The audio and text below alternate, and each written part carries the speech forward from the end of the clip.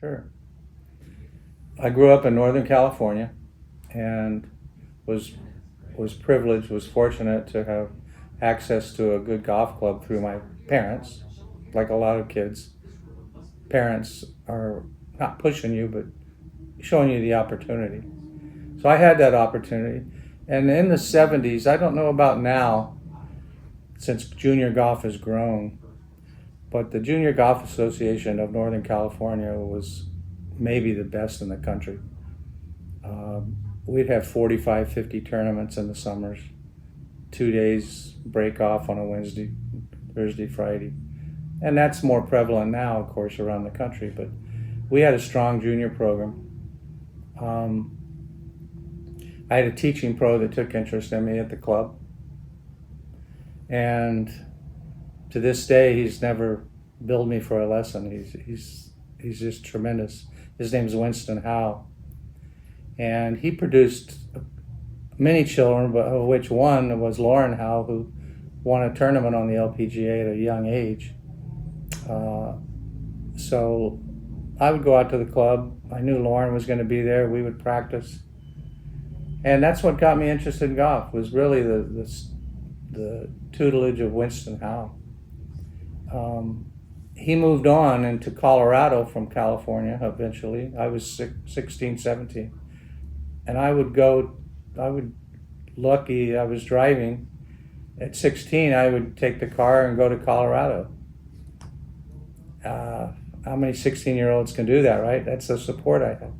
So I would go there for 2 weeks, 3 weeks, and take lessons every day at 7 a.m. So the love of golf was really because of a PGA professional. Never realized that until I just said that, but you hear that all the time, right? So that's how I kind of had the passion. So I played golf in high school. I played golf and just practiced, and I wasn't the best player in Northern California. In fact, the young boy Mark Tender, who I beat in the finals, was also from California. We stayed at each other's homes. We were very good friends, still are. However, I hadn't heard from him since the final putt went in of the tournament until about 6 weeks ago, when we started communicating because of our celebration we're going to have. So we've lost some time. But he was a better player, there were a few. But match play, as you know, can produce a lot of strange things. I started playing junior golf tournaments at 13. I started to travel. We didn't go all over the country. There was no AJGA. It was the U.S. Junior and the Junior World. Those were the two events. And I remember going to the Junior World. I was 14. The age division was 13, 14. And you played at a different course than the 15 through 17s. We played at a club called Balboa Park in San Diego. And I finished third. Who knew, right? Finished third. Scott Simpson's brother won it. His name was Dave. And then the inventor of really the graphite shaft, Joe Flood, his son Joe, was second. They were prominent Southern Cal players. And then Mark and I were like third and fifth.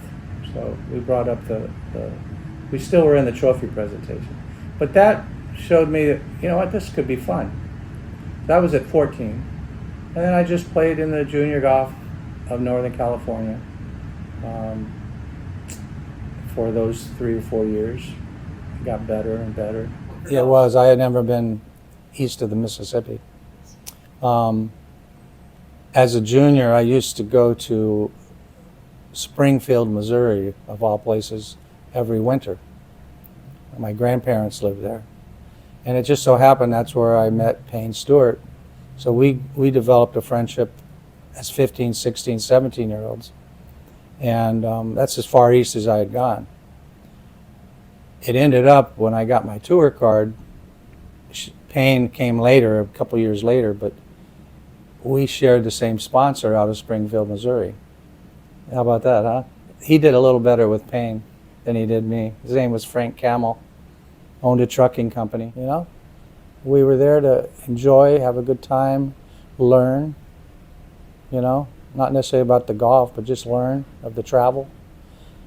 No, I had no vision of winning. And then I got real ill the second day of the week.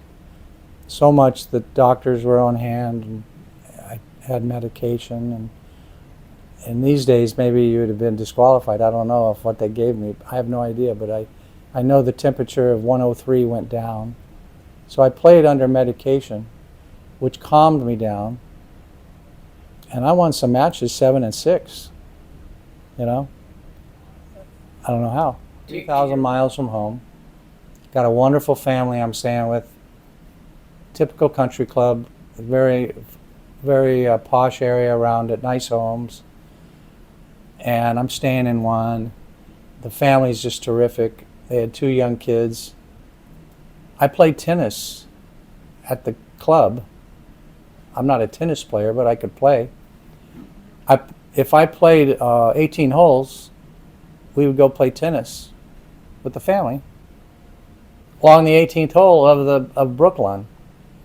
If I had a 36 holes, which the matches were 18 and 18, if there was some daylight, we played tennis. I don't play tennis, but that's what we did. Well, I'll tell you what, it was, you know, I remember San Diego, but this club rallied around it. Now understand, as you know, a club that's worthy of a USGA championship, whether it's an open or a women's open, they start with a US junior to kind of get in the fold, right? That's what this was. This was their first entry in to hosting a USGA event. They've since hosted the US Women's Senior Open. They've hosted a US Women's Open. They've hosted a Senior US Open. So they got in starting with the US Junior. And they rallied around it. I don't know if they knew that they were on, you know, they were interviewing at the time, but they got into it. Matches? I would say the final match, there was 1,000 people. But yeah, the members there were just unbelievable. I remember that much. I've been back once or twice. I went back to the Women's Senior Open about 4 years ago. Me and a friend, we walked around, and do you know a member came up to me? Now, yes, there's a picture or two in the clubhouse, but I think I've changed. He came up to me and said, did you play the US Junior? I don't know if they had ropes or not, but they kept their distance. But I know I won the first hole and lost the second, and then I just started hitting shots really close to the hole. 3 feet, you know. I had a 3-up lead going to 10. Still didn't think about winning a tournament. That's how dialed in I was for the old cliche of one shot at a time. I still didn't. I thought maybe I had more matches to go. I didn't know. That's in my head. And 10, and many of it's probably in some articles, I hit it over a green on a par 3 into some high rough. And again, Tillinghast, when you miss a green, you're chipping up and then it rolls down. It's all cupped to the middle of the greens. And I don't know, I slashed at it and it went 3 feet from the hole. And everyone says, most unbelievable shot, you know, that type of thing.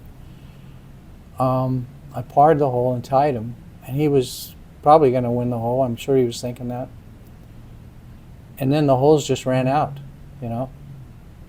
I won 4 and 3, won on the 15th hole, and turned professional. I was 20. Again, why? I just know my sights were set on the tour. And in those days, the tour was non-exempt. You had to qualify on Monday once you got your tour card. Yeah, I went to Q school in the fall of '77 and got my card. And then I got beat up on the tour, you know. The next year I got beat up so bad. And then went into the club side of the business. Yeah, had a family pretty quick. But I had such good contacts around the country that I don't know, I've had 7 or 8 jobs in my career. I've had 1 interview. You know, I've been fortunate. So I really did. I liked that side of it. I liked the people side of it once I got involved. My first stint was in Palm Springs in the winter, and then it was summers in Jackson Hole. Not bad. So I did that for 2 years. That's where I met my wife. She was in the same thing. She was a golf pro. And then that led to really, really good jobs in my assistant career. The junior was at Aronimink, I want to say in the late 90s. But I came down from New York, Albany, New York, where I was a head professional, and I spoke at that dinner. You know, it would be simply, hey, enjoy this moment, be respectful, and play to win. Play to win. In that order, though, because you're going to meet some friends and you're going to have some lifetime memories from this event. And when I was on the tour, I would practice in Rochester, New York. I flew to Rochester, and there was an opening at Oak Hill, a posting. And that was an interview I had to have. So I flew out, had an interview with Craig Harmon. I knew a little bit about his family legacy and so forth, but I knew Oak Hill would be a good stepping stone. So he hired me.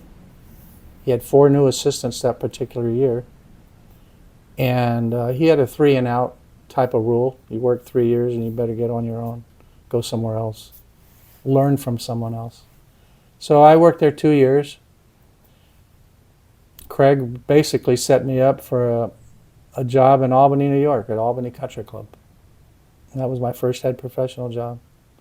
I was there 11 years. Again, a member there came to me, Dave, I'm going to build a golf course nearby.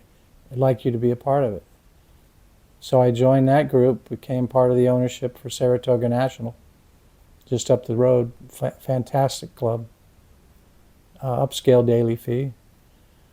And doggone it, don't we open in a year and a half, I get a call from Philadelphia that they're redoing a course in Lafayette Hill.